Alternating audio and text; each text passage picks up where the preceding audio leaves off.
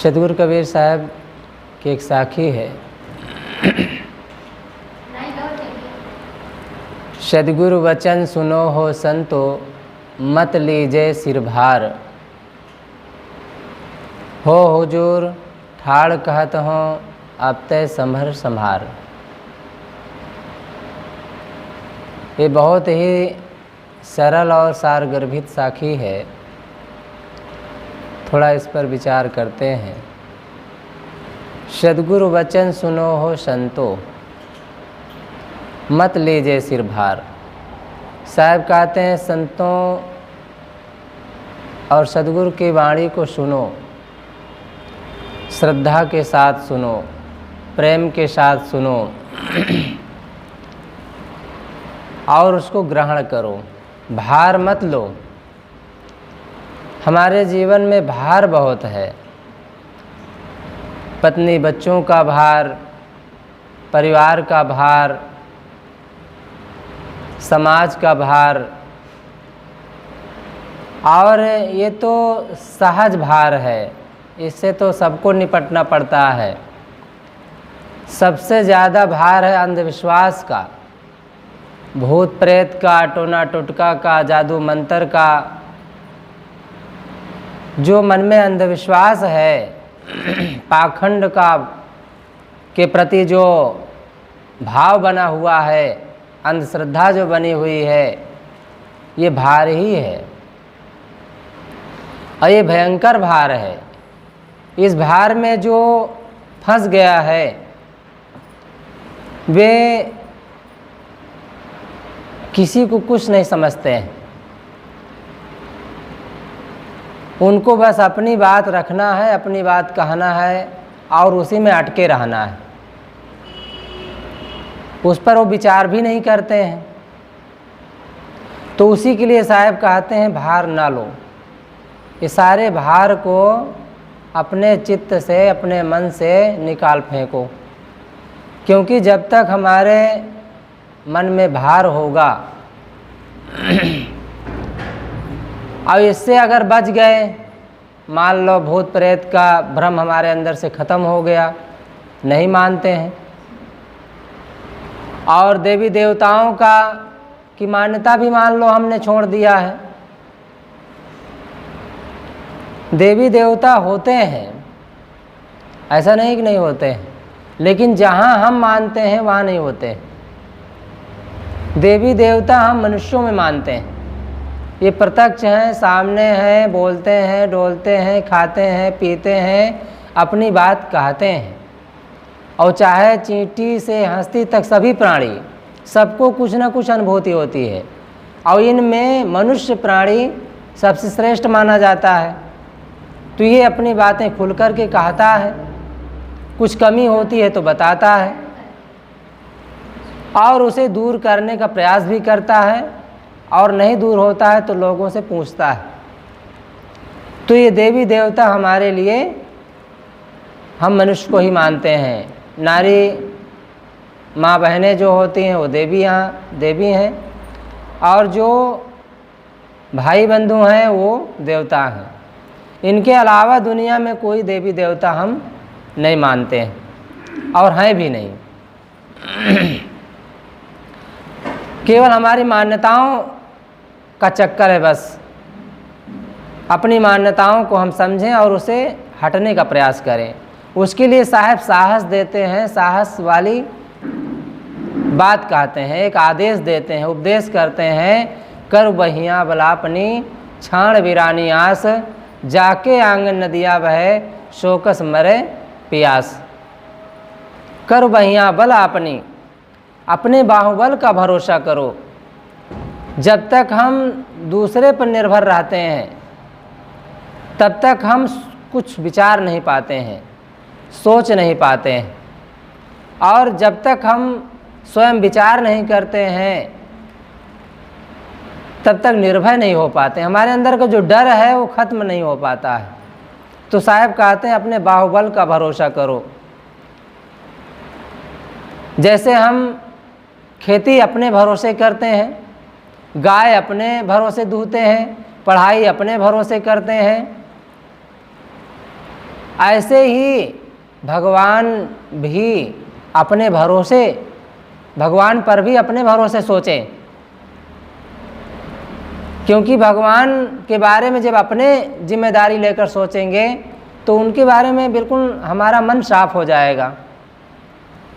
और उसके लिए साहब खुद साफ कर देते हैं कि जाके आंगन नदी आवे सो कस मरे प्यास, जिसके आंगन में नदी बहती हो वो प्यासा मरे।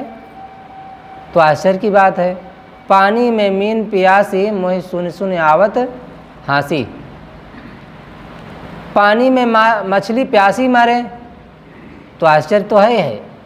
आत्मज्ञान बिना नर भटके कोई मथुरा कोई काशी, पानी में मीन प्यासी मोहि सुन सुन आवत हाँसी।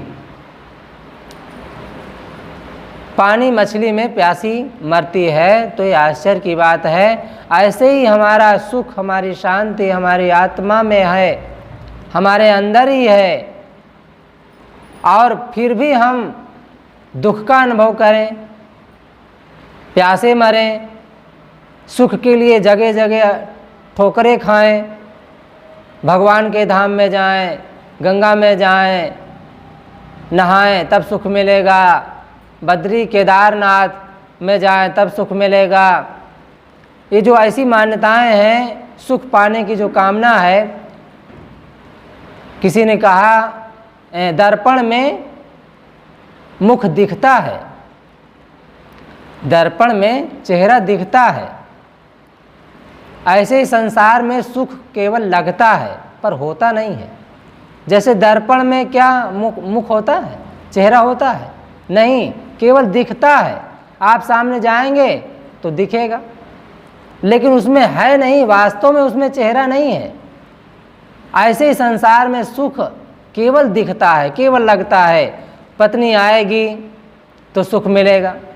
अभी बाबू से हम कह रहे थे आपकी शादी हो जाएगी कुछ दिन में, तो कह रहे थे हाँ साहब ज़िंदगी काटनी है तो शादी तो करना पड़ेगा।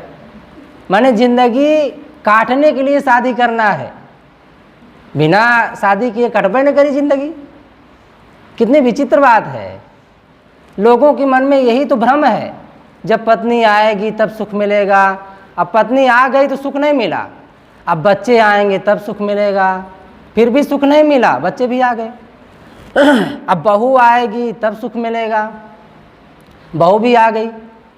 अब किनारे एक कमरा में घुसा दिया कि अब यहीं रहो, यहीं थूको, यहीं खांसो, तब कहते हैं अरे वो माँ बेकार हो गया, तो सुख गायब हो गया। ये जो मान्यताएं हमें अपने से हट करके बाहर की ओर दौड़ाती है, केवल दौड़ाती है। जैसे मृग केवल दौड़ता है, कहाँ दौड़ता है? धूप की लहरियों में वो पानी खोज रहा है। ऐसा लगता है आगे पानी भरा है, आगे पानी भरा है, आगे पानी भरा है। ऐसा दौड़ते दौड़ते एक दिन थक कर मर जाता है, पर पानी वो पाता नहीं है। ऐसे ही हमारा मन दौड़ता रहता है, दौड़ता रहता है पतंगे की तरह।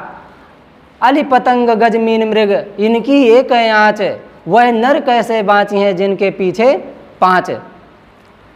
ये पतंगा, ये भंवरा, ये हाथी, ये मृग, इनके पीछे तो केवल एक विषय का चक्कर है। रूप में पतंगा आशिक है इसलिए उसमें मर रहा है, और गंध में भंवरा आशिक है इसलिए उसमें वो मर रहा है, मौत बेमौत मारा जाता है। हाथी स्पर्श में मारा जाता है, मृग शब्द में मारा जाता है। ये सब एक एक विषय में मारे जाते हैं, और हमारे सामने तो पांच पांच हैं। शब्द, स्पर्श, रूप, रस, गंध। आँख रूप देखना चाहती है, कान शब्द सुनना चाहते हैं, नाक गंध सूंघना चाहती है, और चमड़ी स्पर्श करना चाहती है, हम स्पर्श करना चाहते हैं। तो ये जो पांच विषयों का चक्कर है, मन में मान्यताएं बनी है, और इन्हीं को लेकर हमारा मन अहंकार में फूला फूला घूमता है। अहंकार चढ़ा के बैठा है। थोड़ा कुछ बोलना जान लिया, हाँ, कुछ गाना जान लिया, कुछ कला जान लिया, हाँ। साइकिल बनाने वाला भी अपना गुरूर में फूलता है कि मैं भी एक कला जानता हूँ। ये सारी कलाओं को किसी एक ने किया है। जैसे कहा जाता है ना, सारी कला कल्पना है मनुष्य की, तुम्हारे नहीं तो तुम्हारे अनुज की। ये सारी जो कला है वो आपकी बनाई है। अगर आप ना होते तो ये सारी कला बेकला हो जाती, इसका कोई मूल्य ना होता। इसलिए अपनी कला को समझें, अपने आप को समझें, और अपने आप को समझने के लिए हमें बहरा होना पड़ता है। कैसे बहरा होना पड़ता है? कहा जाता है कुछ मेढकों में कंपटीशन हुआ, काहे के लिए? एक पर्वत में चढ़ने के लिए, एक पर्वत में चढ़ने के लिए कंपटीशन हुआ। तो चलो चढ़ने की बात आई, चढ़ना चालू किए, चढ़ते जा रहे हैं, चढ़ते, बहुत सारे मेढक चढ़ें और गिर जाएं, चढ़ें और गिर जाएं, गिरते गिरते लगभग सब गिर गए और एक बड़ी तेज़ी से उछलता चला जा रहा है, चढ़ता चला जा रहा है, आगे बढ़ता जा रहा है। और जो गिर गए मेढक वो चिल्ला रहे हैं, भैया मत चढ़ो मत चढ़ो, उतर आओ, गिर जाओगे गिर जाओगे, ऐसा बार बार वो चिल्ला रहे थे। लेकिन वो मान नहीं रहा था, बस चढ़े जा रहा था, चढ़े जा रहा था। अब अंतिम में पहुंच गया, ऊपर शिखर पर पर्वत के पहुंच गया। और जब पहुंच गया तो बिल्कुल मगन हो गया, गगन मगन हो गया, आनंद से भर गया और बिल्कुल खुशी से झूम उठा। कैसे पहुंचा? पता चलने पर, यह पता चला पता लगाने पर कि वो बहरा था। नीचे सब चिल्ला रहे थे मत चढ़ो मत चढ़ो, उसको लग रहा था कि चढ़ो चढ़ो, हम तुम्हारे साथ हैं, चिंता मत करो, चढ़ो। वो बहरा था। सकारात्मक सोच से अपने को ये महसूस कर रहा था, लोग मुझे साहस दे रहे हैं, ताकत दे रहे हैं, एहसास दिला रहे हैं कि आगे बढ़ो, हम तुम्हारे साथ हैं, और मैं चढ़ाया। लेकिन वो सब यही कह रहे थे कि अरे उतर आओ, मत चढ़ो, कुछ नहीं कर पाओगे, तुम भी गिर जाओगे। सब उनकी साहस को तोड़ रहे थे। लेकिन वो बहरा था, वो सुना ही नहीं किसी की बात, बस मन में सोच करके अपने हिम्मत को बढ़ाता गया और एनर्जी, ताकत अपने अंदर अनुभव करता गया और मंजिल पर पहुंच गया। अब इससे हमें ये शिक्षा लेना है कि दुनिया में बहुत से लोग आपको भक्त नहीं होने देंगे। भक्त आप होना चाहेंगे तो कुछ ऐसी बातें आपके सामने कहेंगे कि आपको फिर गिरना ही पड़ेगा, आप भक्त नहीं हो पाएंगे, आगे नहीं बढ़ पाएंगे। आप मंदिर जाना चाहें या कोई ऐसे काम करना चाहें जो बड़ा हो, तो निश्चित है लोग उस पर कुछ तमाम तरह की बातें कहेंगे। अगर आप उनकी बातों में आए तो समझ लो कि आपको मंजिल मिलने वाली नहीं है। आप बहरे बन जाइए। हाँ, बहरे तब तक ना बने जब तक आपके अंदर दुविधा हो। देवी देवता होते हैं कि नहीं होते हैं, भूत प्रेत होता है कि नहीं होता है, आत्मा होती है कि नहीं होती है। लोग कहते हैं कि आत्मा ही परमात्मा है, ऐसा सही बात है कि झूठ बात है। जब तक ऐसा दुविधा है तब तक आप बहरे न बने, क्योंकि बहरे बन जाएंगे तो आप संतों की बातें सुन नहीं पाएंगे, उसको अनुभव नहीं कर पाएंगे, या सुनने के लिए श्रद्धा नहीं बनेगी, प्रेम नहीं बनेगा। और जब तक प्रेम श्रद्धा नहीं होगी तब तक संतों की बातें हमारे अंदर जाएगी नहीं, और जाएगी नहीं तब तक उसे हम ग्रहण नहीं कर पाएंगे, और ग्रहण नहीं करेंगे तो हमें बोध नहीं होगा, अब बोध नहीं होगा तो हम कुछ नहीं कर पाएंगे, बस जैसा है वैसा ही जी करके एक दिन मर जाएंगे। तो हम जब तक दुविधा में हैं, जब तक हमें पूर्ण बोध नहीं हुआ है, जब तक हम वास्तविकता को नहीं समझ पाए हैं, अपनी आत्मा की कीमत को नहीं जान पाए हैं, अपने हीरापने को नहीं अनुभव कर पाए हैं, तब तक हम लोगों के बातों को सुने, उनके पास जाएं। हाँ बोलें ना, केवल सुने, अनुभव करें कि सच्चाई क्या है, क्योंकि जब तक हम सच्चाई का पता नहीं लगाएंगे तब तक हमें सच्चाई का पता नहीं लगेगा। कल माता मुगलहम बता रही थी कि हमारे भैया बहुत ढूंढे, बहुत खोज किए, बहुत अंतिम में उन्हें सद्गुरु अभिलाष साहब का प्रवचन मिला, सुने और उनकी बातों से उनका बोध हुआ, और धीरे से फिर हमें भी पुस्तक मिला और हम भी उसमें लगे, और इतना मन हल्का हो गया, इतना अच्छा लगता है कि अब कोई मन में कोई भ्रम नहीं, कोई दुविधा नहीं। और उन्हीं की कृपा है, और इन्हीं माताओं की जो बातें हैं, प्रेम है, सब बहनों को, सब बेटियों को और सब अपने पूरे परिवार में सबको जागाने का काम कर रही हैं। वही ज्ञान काम कर रहा है। अब इनको बोध हो गया, अब इनके अंदर कोई भ्रम नहीं है। ऐसे ही जब तक हमारे अंदर भ्रम है, दुविधा है, तब तक हम संतों की बातों को सुने। अरे संतों की बातों को तो पूरा जीवन सुनना चाहिए, लेकिन कहने का भाव ये है कि दुनिया हमें गिराना चाहती है तो उसके लिए हमें बहरा बनना पड़ता है। और बहरापन तब काम करेगा जब आपके अंदर विवेक होगा, बोध होगा, तभी वो बहरापन आपके लिए सफलता का मार्ग लाएगा और आपको मंजिल तक पहुंचाएगा। मैं कह रहा था कि सद्गुरु वचन सुनो हो संतो, मत लीजिए सिर भार। संतों की बातों को हमें सुनना होगा, क्योंकि बिना सुने हमारे अंदर का भ्रम जाएगा नहीं। हो हुजूर ठाड़ कहत हूँ अब तय संभर संभार। हो हुजूर, अपने हुजूरपन को हम समझ नहीं पाएंगे। आप हुजूर हैं, आप स्वामी हैं, आप मालिक हैं।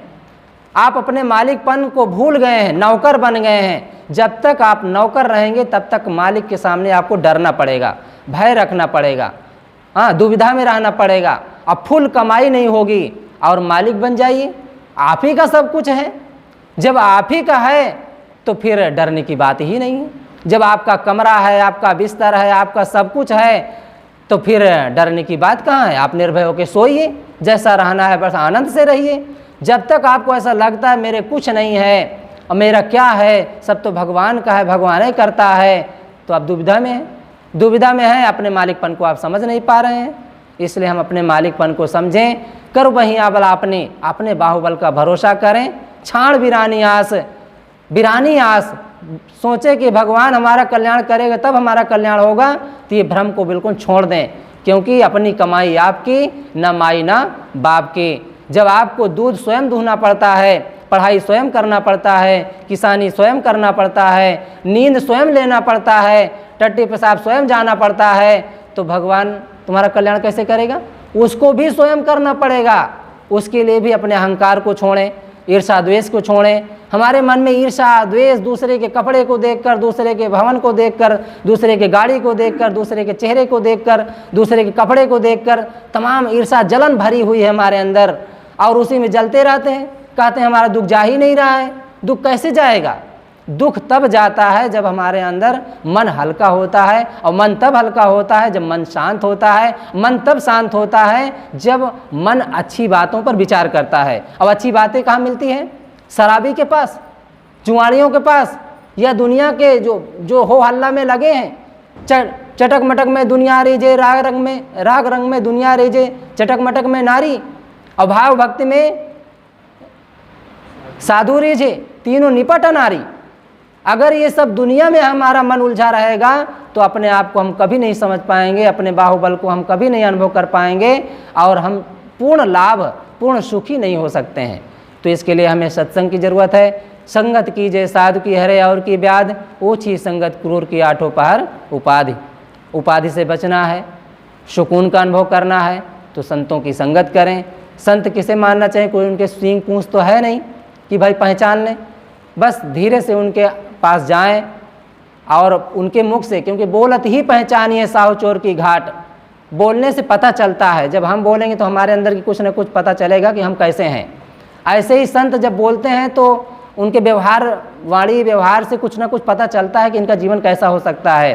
तो अनुभव करें और उनसे जो वास्तविक, वैसे अच्छी बात तो पागल से मिल जाए, यहाँ तक कि किसी भी प्राणी से मिल जाए तो लेने में बुराई क्या है। शराबी से मिल जाए अच्छी बात तो भी ले लेना चाहिए। और संत गुरुजनों से तो कुछ न कुछ हित की बात ही मिलती है। संतों से होए न कारज हानि। संतों के पास हमारा कुछ नुकसान नहीं होने वाला है। बस उनके दर्शन करें, उनके पास जाएं और अपने को, क्योंकि वो दर्पण हैं, दर्पण में अपना चेहरा देखा जाता है और दर्पण साफ भी होना चाहिए। तो दर्पण हैं, जो सच्चे संत होते हैं वो दर्पण की तरह होते हैं। उनके पास जा कर के अपने चेहरा को देखने का प्रयास करें, अर्थात अपने मन को समझने का प्रयास करें। क्योंकि मन को समझे बिना, मन को निर्मल बनाए बिना हमें सुख शांति नहीं मिलती है। और निर्मल मन हमारा तब होता है, निर्मल मन सो जन मोहि पावा, मोहि कपट छल छिद्र न भावा। जब तक मन में कपट होगा, छल होगा, बेईमानी होगी, घूसखोरी होगी, तब तक हमारा मन निर्मल नहीं होगा। और मन निर्मल गंगा नहाने से नहीं, मंदिर में जाने से नहीं, बल्कि सत्संग में होता है। अंगुली माल सत्संग में सुधरा है। जिनका भी सुधार दुनिया में हुआ है संतों के द्वारा ही हुआ है, संतों के सत्संग से ही हुआ है, सज्जनों की संगत से। संतों का मतलब जहाँ से अच्छी बात मिले। वो पैंट शर्ट में हो सकते हैं, नीले पीले में भी हो सकते हैं, सफ़ेद में भी हो सकते हैं, दाढ़ी वाले भी हो सकते हैं, टकले भी हो सकते हैं। माने जहाँ हमें सही सीख मिलती है वही माने सत्संग है, और सत्संग से ही हमारा सुधार ही होता है। तो अपने जीवन को बदलें, सुधारें और बदल दे सारी दुनिया को। बदलना ही तेरा काम है, लेकिन शर्त है सबसे पहले आप बदल जा, इसी में तेरा नाम है। पहले अपने को बदलना है। अपने को बदलने वाला कोई ज़रूरी नहीं कि बहुत बड़बड़ करता है। अपने को बदलने वाला मौन भी रहता है, और मौन रहने वाला जितना सुकून का अनुभव करता है, जितना सुखी होता है, घर में जो बच्चा मौन रहता है, शांत रहता है, उससे माँ बाप सब सुखी रहते हैं, सुकून का अनुभव करते हैं। और जो बड़बड़ सुबह से उठकर लगाए रहता है, महतारी भी परेशान हो जाती है, बाप भी परेशान हो जाता है, भाई भी परेशान होते हैं, और बहनें भी परेशान होती हैं। बहनों को लगता है भाई हट जाए तो अच्छा है, हमें पढ़ने नहीं देता है, जब देखो बड़बड़ाता रहता है, तो किसी को अच्छा नहीं लगता है। इसलिए बड़बड़ाना बंद करके अपने आप का अनुभव करें, क्योंकि अपने आप के अनुभव में ही हमें सुकून मिल सकता है, शांति मिल सकती है। यहीं पर मैं अपनी वाणी को विराम देता हूँ। सदगुरु कबीर साहब की साखी, सदगुरु वचन सुनो हो संतो, मत लीजिए सिर भार, हो हुजूर ठाड़ काथों, अब ते संभर संभार। बोलिए सदगुरु।